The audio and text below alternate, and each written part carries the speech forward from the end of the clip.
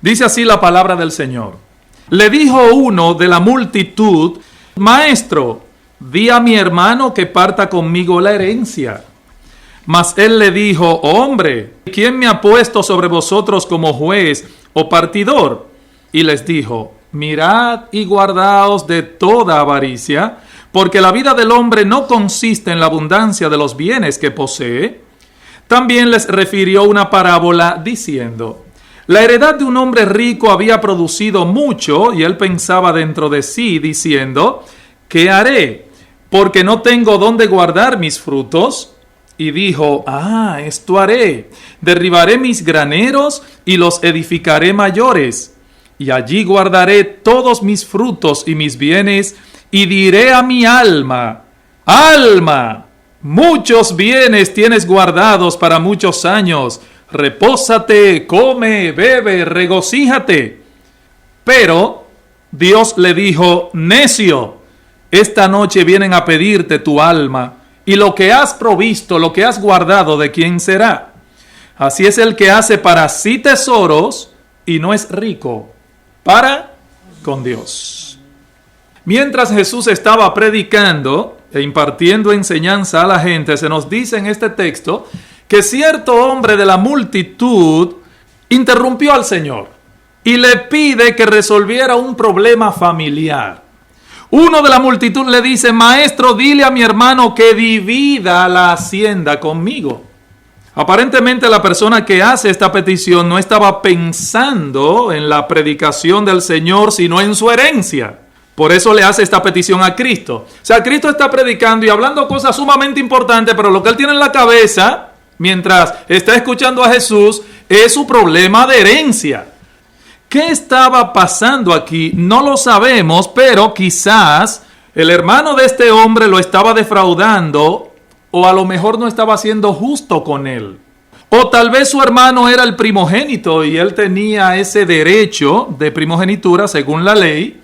Así que interrumpe a Jesús pidiéndole que por favor resolviera esta situación. Pero, versículo 14, Jesús le dijo: Hombre, ¿y quién me ha puesto por juez o árbitro entre ustedes? Yo no vine a mediar asuntos de herencia a este mundo.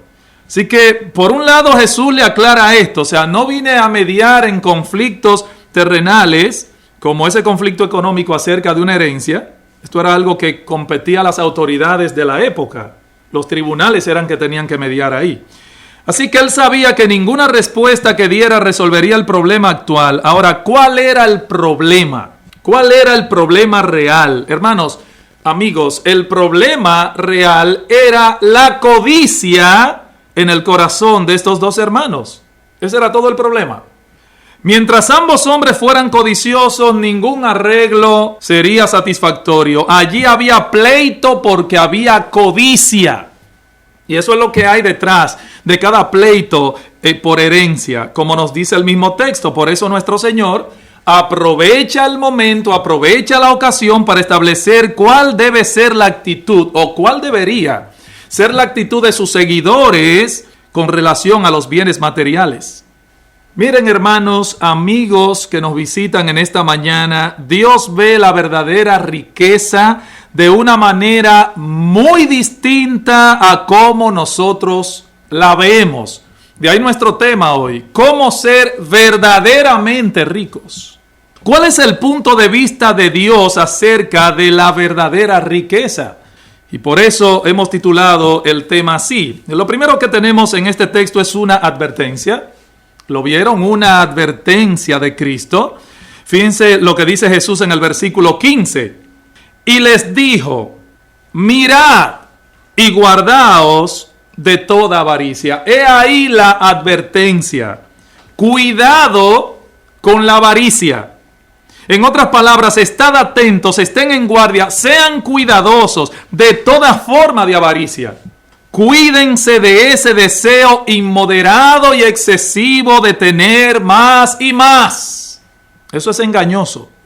Y es interesante que la palabra que se traduce como codicia en el idioma griego en el que se escribió el Nuevo Testamento, esa palabra es muy descriptiva porque literalmente significa la sed de tener más, de tener siempre más y aún más de algo que creemos necesitar para quedar verdaderamente satisfechos. Esa es la palabra avaricia que se usa aquí o que se traduce como codicia. Esa hambre o ese deseo puede ser de dinero o de cosas que el dinero puede comprar, o hasta puede ser la sed de posición y poder. Hay todo tipo de avaricia, pero esa sed no se sacia. No se sacia esa sed. Es como si un hombre que tiene sed tomara un vaso de agua salada para saciarla, pero esto hace que tenga todavía más sed, de modo que sigue tomando más y más y más hasta que su sed lo mata. Y esa es la idea que hay aquí. Y aquí el Señor les está advirtiendo contra este tipo de avaricia. Eso es lo primero. Cuídense de la avaricia. Es una advertencia. En segundo lugar, Cristo nos da la razón para cuidarnos de ese monstruo, de esa plaga de la avaricia. Versículo 15b. Porque, Señor, debemos tener cuidado con todo tipo o forma de avaricia, dice Cristo, porque la vida del hombre no consiste en la abundancia de los bienes que posee. Hermanos y amigos, Jesús dejó demasiado claro, muy claro, que la vida abundante no depende de la cantidad de posesiones que nosotros tengamos. De eso no depende la vida realmente abundante. Cristo les dice a ellos y a nosotros hoy, en esta mañana, que no nos dejemos esclavizar por ese pecado de la codicia, y nos da la razón. ¿Por qué, Jesús? Porque la vida del hombre, la vida que realmente importa, no consiste en los bienes que posee, o sea, en cuanto a sus posesiones. No consiste en eso. La vida que realmente importa es la vida eterna, y esa vida eterna, como dice Juan 17:3, es que te conozcan a ti, al único Dios verdadero, y a Jesucristo a quien has enviado. En eso consiste la verdadera vida. El hombre no fue creado por Dios para encontrar su satisfacción o su felicidad amontonando riquezas, no. Por eso no importa los bienes que el hombre logra acumular, siempre querrá más. Siempre querrá más y más. Por eso fuimos creados para glorificar a Dios y disfrutar de Él para siempre. Ese es el fin principal de todo hombre. No importa lo que usted logre alcanzar, no importa lo que usted logre conseguir, usted siempre querrá más. Conocer a Dios y a Jesucristo, esa es la verdadera felicidad. Pero nosotros, fruto de nuestro pecado, desgraciadamente, buscamos la felicidad en cosas materiales, en las riquezas. Sin embargo, esas riquezas, ni nada material, absolutamente nada, puede llenar esos anhelos y esas ansiedades que todos tenemos en el corazón. Eso es imposible. El hombre no fue creado para llenar o satisfacerse con las cosas creadas, sino con el Creador. El Creador es el único que puede llenarnos. Ni siquiera la salud y el bienestar del cuerpo dependen de la abundancia de riquezas materiales. Ni siquiera eso. Hay muchas personas que se contentan con manjares sencillos y gozan de buena salud. Sin embargo, hay otras que nadan en dinero y comen cosas exquisitas. Sin embargo, padecen de enfermedades o viven miserablemente y así mismo se mueren, igualito que todo el mundo. Por eso dice la Biblia en Proverbios que mejor es un bocado seco y en paz que casa de contiendas llena de provisiones. ¿Qué hemos visto hasta aquí? La advertencia del Señor. Estad atentos y guardaos de toda forma de avaricia. Segundo, la razón para esta advertencia, porque aun cuando alguien tenga abundancia, su vida no consiste en sus bienes. Veamos ahora en tercer lugar que el Señor nos ilustra este asunto dándonos un ejemplo de lo que sucede con la persona codiciosa. O sea, como si fuera poco, Cristo no se conforma con una advertencia.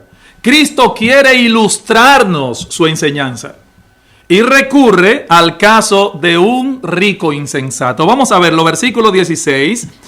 Dice, también les refirió una parábola diciendo, la heredad de un hombre rico había producido mucho. Y esto es bueno, es bueno.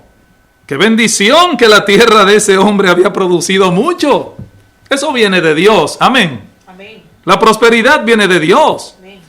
En las Escrituras no se condena que una persona sea exitosa, no se condena que una persona prospere o que tenga riquezas. Eso no es lo malo en sí mismo.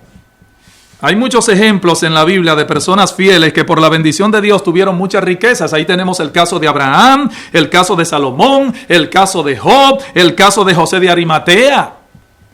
Eran hombres muy ricos, pero muy piadosos también. Las riquezas no son malas en sí mismas. El dinero en sí mismo no es malo. De hecho, puede ser de mucho bien si se utiliza conforme al diseño de Dios.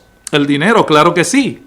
Pablo le dice a Timoteo, véanlo en pantalla, en 1 Timoteo 6:17, dice Pablo, a los ricos de este siglo manda que no sean altivos, ni pongan la esperanza en las riquezas, las cuales son inciertas, o inseguras, o cambiantes, o temporales, que no pongan su esperanza en la riqueza los ricos, sino en el Dios vivo, que nos da todas las cosas en abundancia para que las disfrutemos.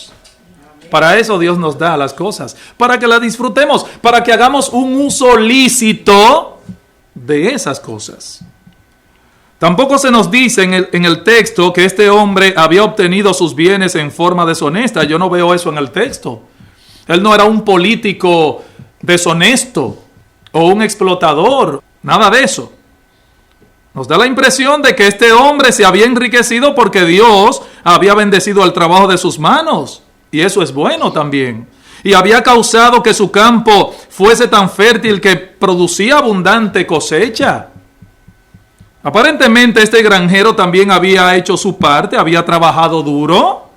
Era parte de su esfuerzo, su prosperidad, y eso es bueno. Había invertido su dinero sabiamente, sembró en una buena tierra, trabajó duro bajo el sol, plantó o irrigó su plantación, y cuando vino la cosecha, el fruto fue mucho más de sus expectativas. Este hombre tenía un buen problema. Esto es algo que luce contradictorio, pero es así. Este hombre tenía lo que podemos llamar un buen problema, tenía mucha riqueza. Vamos a poner su situación en perspectiva al día de hoy. Este hombre tenía más dinero del que podía gastar, más comida de la que podía comer, más ropa que la que podía usar, más carros que lo que podía manejar, más televisores de los que podía ver, más anillo en sus manos que lo que podía usar, más casas que las que podía visitar, más camas en las que podía dormir. Ahora, alguien pudiera estar pensando en esta mañana, pero pastor, eso no se aplica a mi caso, lo que usted está diciendo en esta mañana, porque yo vivo en escasez. De hecho, yo tengo ahora mismo un déficit constante.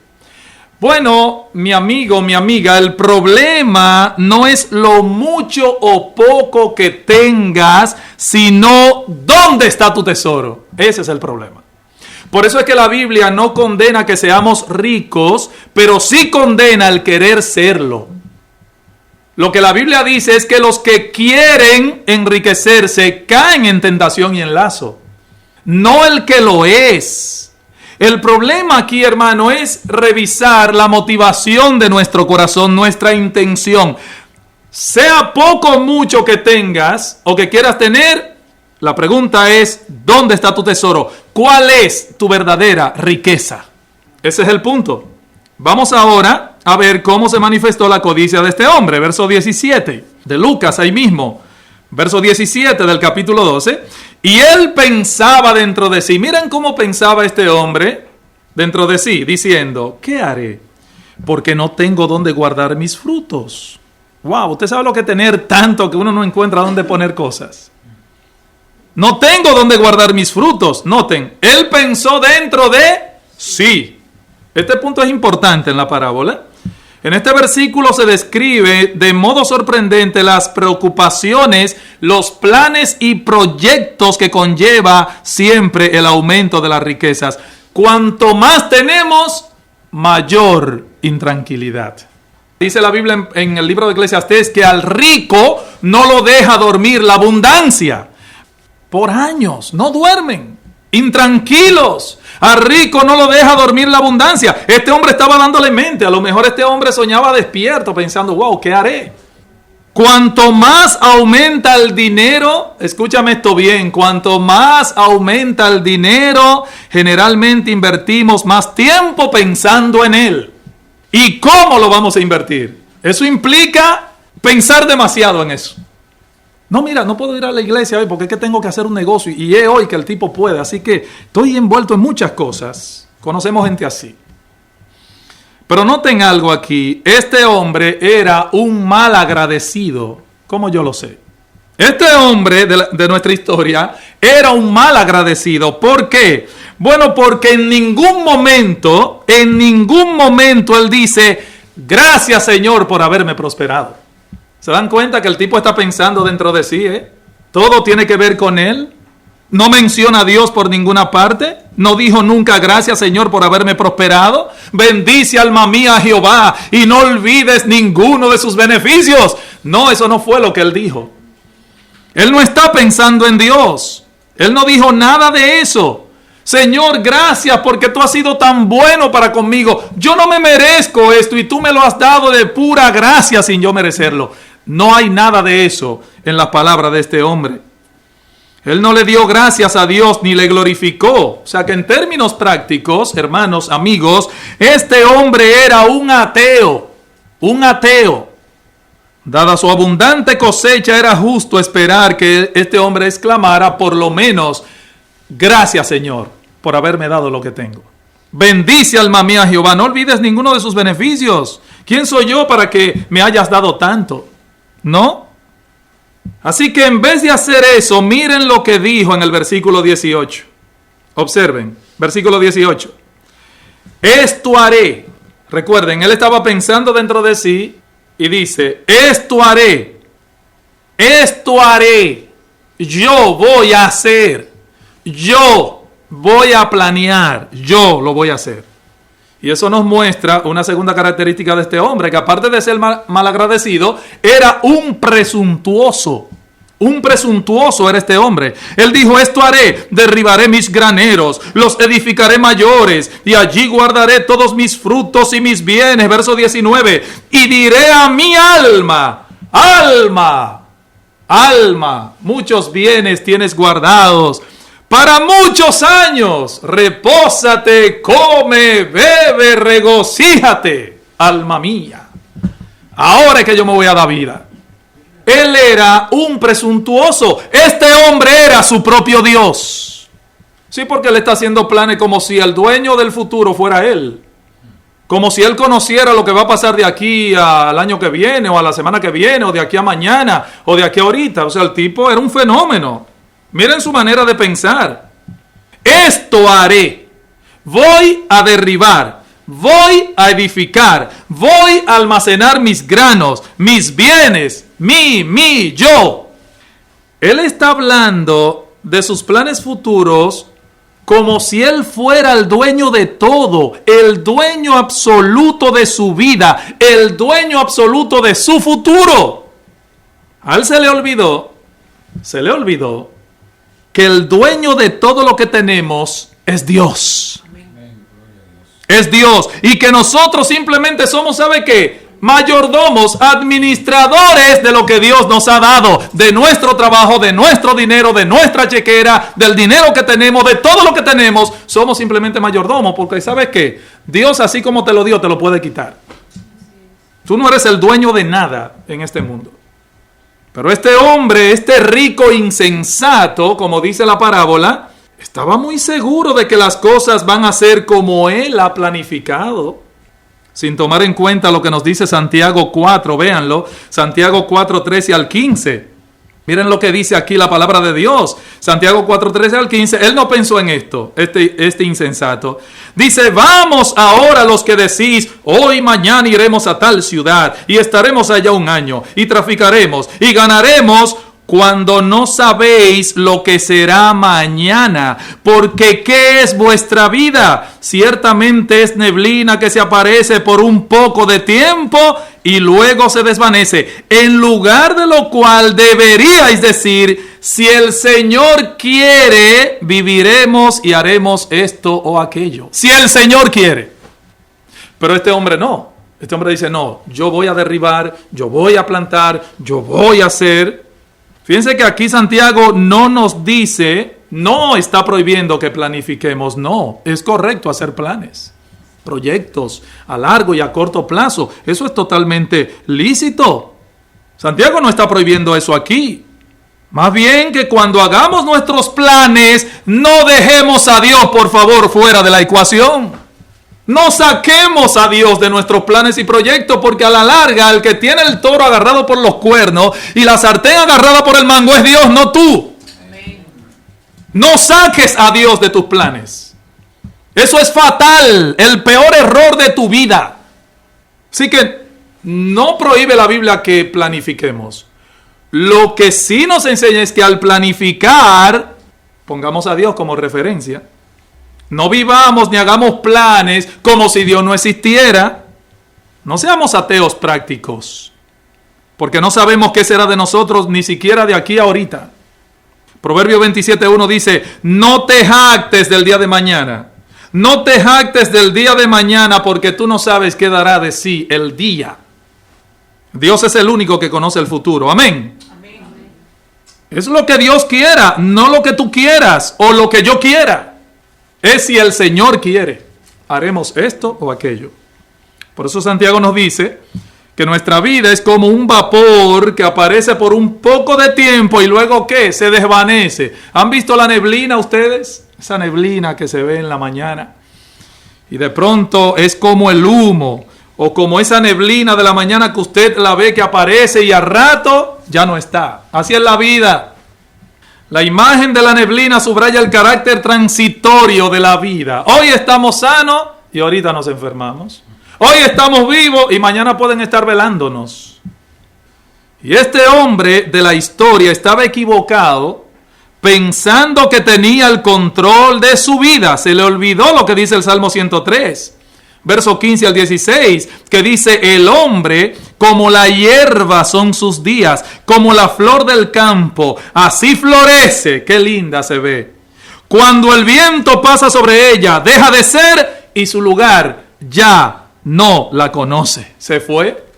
O lo que dice el Salmo 39, 4 al 6. Hazme saber, Jehová, mi fin, y cuando sea la medida de mis días, sepa yo cuán frágil soy. He aquí diste a mis días término corto, y mi edad es como nada delante de ti. Ciertamente es completa vanidad todo hombre que vive. Ciertamente como una sombra es el hombre. Ciertamente en vano se afana. Amontona riquezas y no sabe quién las recogerá. Amontona riqueza y no sabe quién las recogerá. ¿Se dan cuenta por qué este hombre era un presuntuoso y un malagradecido? ¿Se dan cuenta? Ahora, no solo eso, este hombre también, aparte de ser un presuntuoso y un malagradecido, era también un egoísta. ¿Dónde yo lo veo que era un egoísta? Porque solamente pensaba en almacenarlo todo para él. Él no se preocupaba del pobre, del extranjero, del huérfano, de la viuda, del reino de Dios. No, él no toma en cuenta las necesidades de los demás.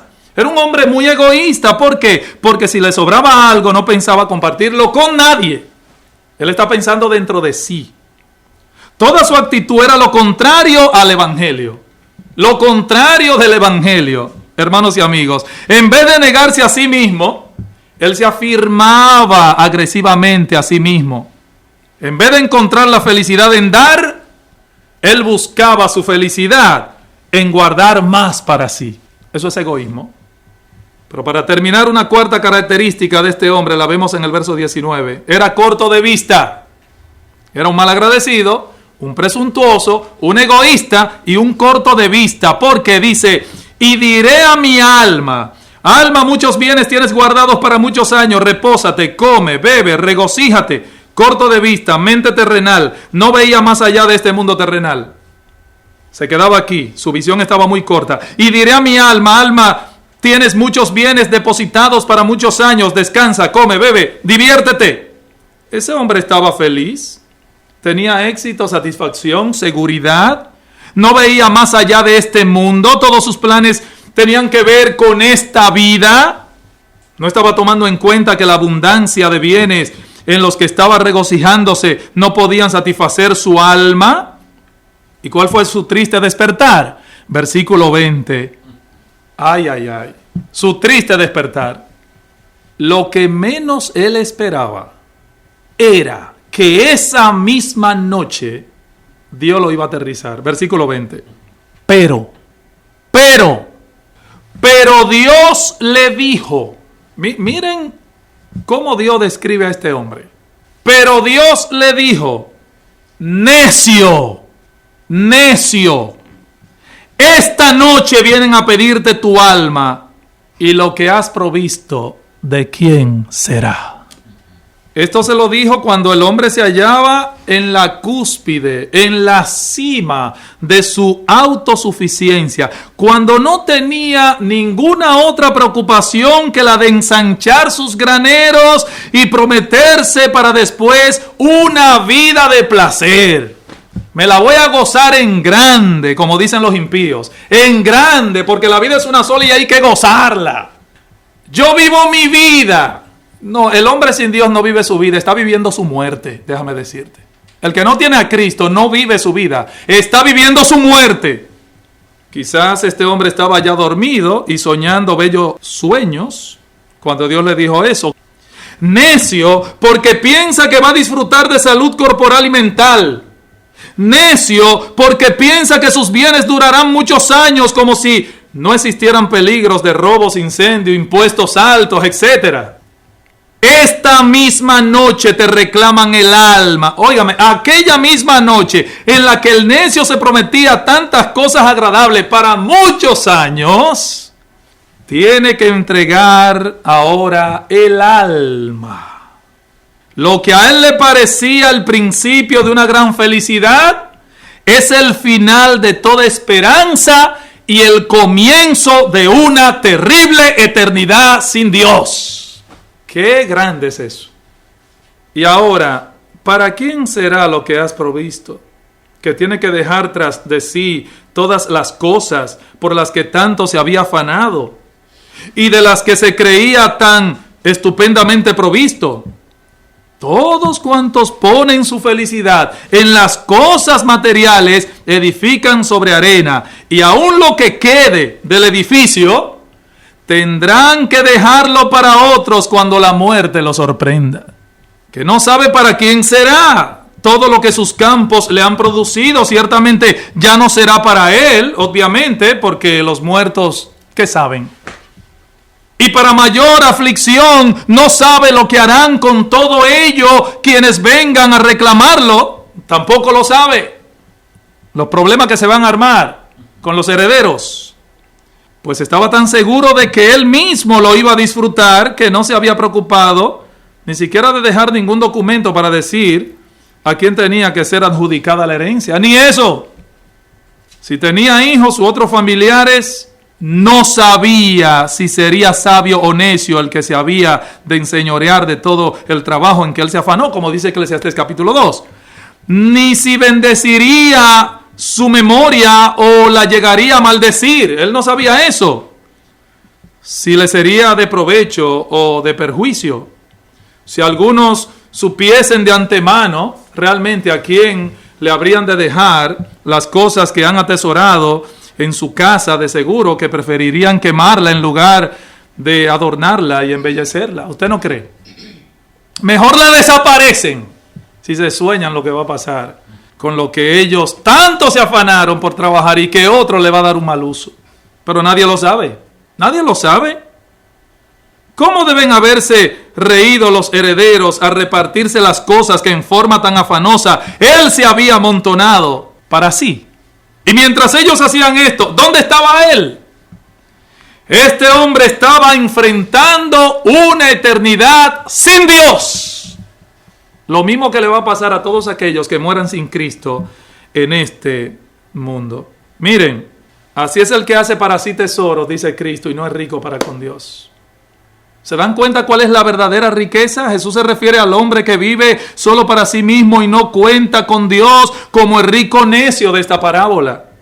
Este es el gran error de quienes tienen sus tesoros en los placeres, en la riqueza de este mundo, lo que agrada a la carne, las cosas de esta vida, como si tuviesen alma y no hubiera otra vida en la que hay que pasar toda la eternidad. No es rico para con Dios, es rico para consigo mismo, pero para con Dios no. ¿Qué significa ser rico para con Dios? Ser rico para con Dios es tener a Dios como nuestra mayor y única riqueza en esta tierra. Amén. Tú la tienes. Tú la tienes. Ser rico para con Dios es lo opuesto a hacer tesoros en la tierra, donde la polilla y el orín corrompen y donde los ladrones minan y hurtan, dice Jesús.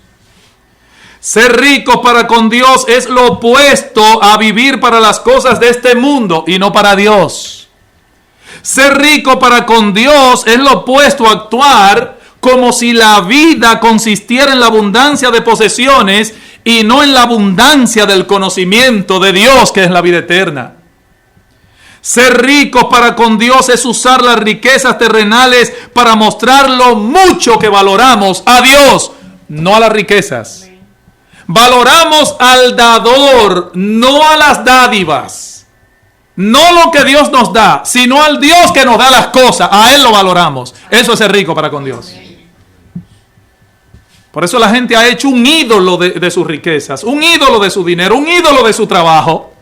No es rico para con Dios. Se ha olvidado del dador y ha puesto su esperanza en las dádivas. ¡Qué necio, qué necia, qué necedad! Si todo proviene de Dios. Que Dios nos ayude y que nunca nos equivoquemos como este hombre se equivocó. Ahí fue que rico insensato se equivocó. Y por eso fue camino a una eternidad sin Dios, a una condenación eterna. Fue en ese sentido que el dinero fue un veneno para él, fue algo tóxico. Que Dios nos libre de que eso que Dios nos da como una bendición se convierta en una maldición. A ti que estás sin Cristo en esta mañana, te invito a que pienses bien en estas palabras de Jesús y con ella concluyo. No os hagáis tesoros en la tierra, donde la polilla y el orín corrompen y donde ladrones minan y hurtan, sino haceos tesoros en el cielo, donde ni la polilla ni el orín corrompen y donde ladrones no minan ni hurtan, porque donde esté vuestro tesoro, allí estará también vuestro corazón. Ninguno puede servir a dos señores, porque o aborrecerá al uno y amará al otro, o estimará a uno y menospreciará al otro. No podéis servir a Dios y a las riquezas. Que Dios te ayude a ser verdaderamente rico y rica a partir de hoy. Que Dios tenga misericordia de nosotros. Amén.